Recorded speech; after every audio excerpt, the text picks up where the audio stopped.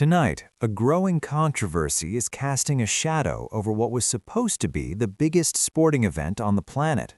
The 2026 World Cup, set to take place across North America, is already facing serious political pressure, and some voices are now openly discussing the possibility of a boycott. What should be a celebration of global sport is instead becoming a debate about politics, immigration, and America's role on the world stage.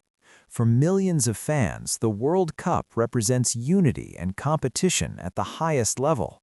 But behind the scenes, tensions are building. Political leaders, activists, and even some sports officials are raising concerns about whether the United States will be a welcoming host for visitors from around the world. And as the countdown to kickoff continues, those concerns are becoming louder. The idea of countries refusing to participate in a World Cup may sound extreme, but history shows that politics and sports have often collided in dramatic ways. What makes this situation different is how quickly the controversy is growing and how many different issues are now connected to it. And tonight, the biggest question is this: could the world's largest sporting event face a crisis before it even begins? At the center of this growing debate is the 2026 FIFA World Cup, organized by FIFA. This tournament was designed to be historic, not controversial. It will be the first World Cup to feature 48 teams and more than 100 matches, making it the largest competition in the history of international soccer. But instead of focusing only on the games, global attention is increasingly turning toward political concerns surrounding the host country. Critics argue that immigration policies and travel restrictions could make it difficult for fans from certain regions to attend. Others say the tournament risks becoming entangled in larger geopolitical tensions. Supporters of the event insist that the tournament will go forward successfully and that millions of fans will be welcomed. They argue that sports should bring people together regardless of political differences. Yet the discussion about a potential boycott continues to grow. What began as isolated criticism is now turning into a broader conversation, and some leaders are starting to take it seriously. This tournament carries enormous significance, not only for soccer fans, but also for the countries hosting the event: the United States, Canada, and Mexico. For the first time, 3 nations will share hosting responsibilities in a single World Cup, creating a massive international partnership. Organizers have spent years preparing for this moment. Stadium renovations are underway, transportation systems are being expanded, and security planning is already in progress. Billions of dollars have been invested in infrastructure, tourism, and event planning. Cities across North America are preparing to welcome visitors from every corner of the globe. The scale of the tournament is unprecedented. With 48 teams competing, the competition will include more matches and more players than ever before. Millions of fans are expected to travel internationally, while billions more will watch on television and online. That enormous scale is exactly why the possibility of a boycott is so significant, because the stakes are higher than ever before. Discussion of a boycott is no longer limited to social media or activist groups. In several European countries, political leaders and citizens are openly debating whether participation should continue. In the Netherlands, petitions calling for withdrawal have gathered significant support, showing how strongly some citizens feel about the issue. In Germany, members of major political parties have raised concerns about whether the tournament should proceed as planned. Meanwhile, in the United Kingdom, some lawmakers have suggested that national teams should reconsider participation. Similar discussions have taken place in France, where some officials have questioned whether hosting arrangements should be reviewed. These developments mark a shift from symbolic protest to real political pressure. Governments now face questions from voters about how they should respond. Sports organizations are being asked to explain their decisions. What once seemed unlikely is now being discussed seriously, and that alone shows how quickly the situation has evolved. One of the central concerns driving the boycott discussion involves immigration and travel policies in the United States. Critics argue that stricter enforcement measures and visa requirements could create obstacles for international visitors. Fans from regions such as Africa, Asia, and the Middle East worry that they may face difficulties obtaining permission to travel. These concerns are often linked to the policies associated with Donald Trump, whose administration emphasized stronger border enforcement and tighter immigration controls. Supporters argue that these policies are necessary for national security. Critics say they risk sending the wrong message to international visitors. For many fans, attending a World Cup is a once-in-a-lifetime opportunity.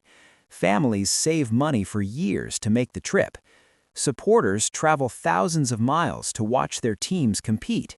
Any uncertainty about entry requirements can discourage travel plans. That uncertainty has become one of the most powerful arguments used by those calling for changes, or even a boycott. Beyond immigration policy, broader political tensions are also shaping the conversation. Some observers argue that international relations have become more strained in recent years, creating an environment where even sporting events can become politically charged. Concerns have been raised about diplomatic disputes and military actions, including developments involving Venezuela. Events like these can influence how countries view their relationships with the United States, and those perceptions sometimes spill over into sports.